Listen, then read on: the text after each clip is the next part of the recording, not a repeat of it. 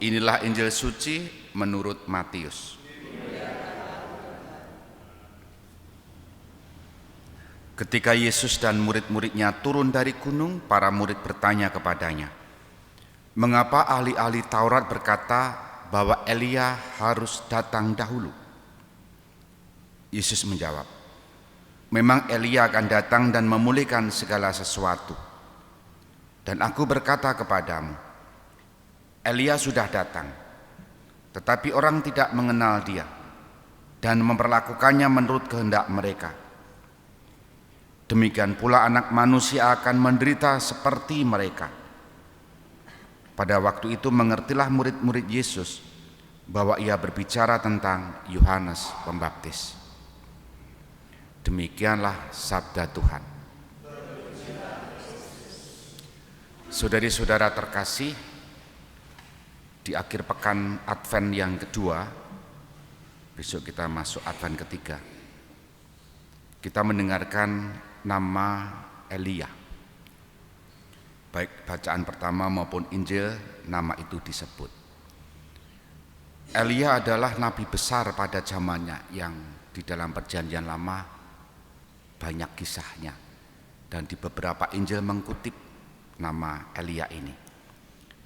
Disebut tadi dalam bacaan pertama, dia mampu menurunkan api dan langit dikunci, dan bahkan disebut juga kematiannya itu dengan cara naik kereta api dan gambaran yang dahsyat.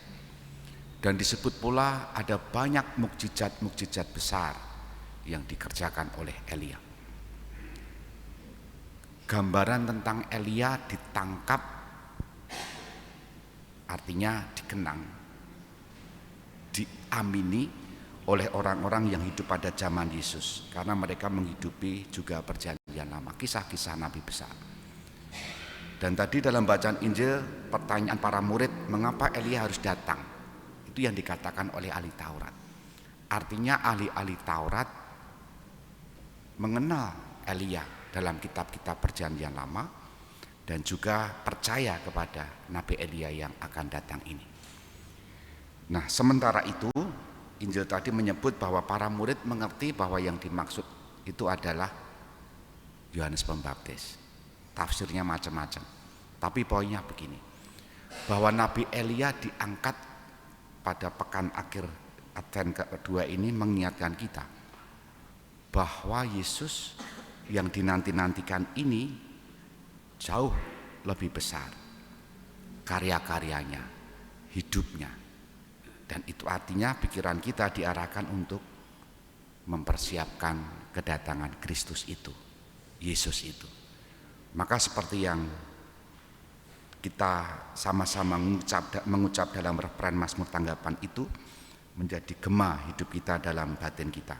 Ya Allah, pulihkanlah kami, buatlah wajah-Mu bersinar, maka selamatlah kami.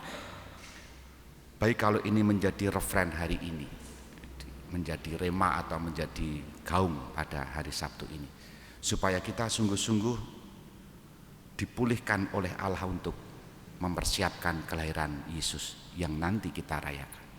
Tidak hanya saat besok Natalan, tapi sepanjang hidup kita, supaya Allah memulihkan hidup kita dan menjadi kegembiraan Allah, wajah Allah bersinar dalam diri kita.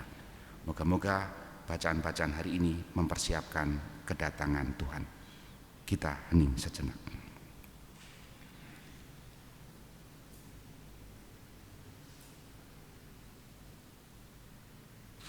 Dimuliakanlah Yesus yang dulu hidup, sekarang dan selama-lamanya.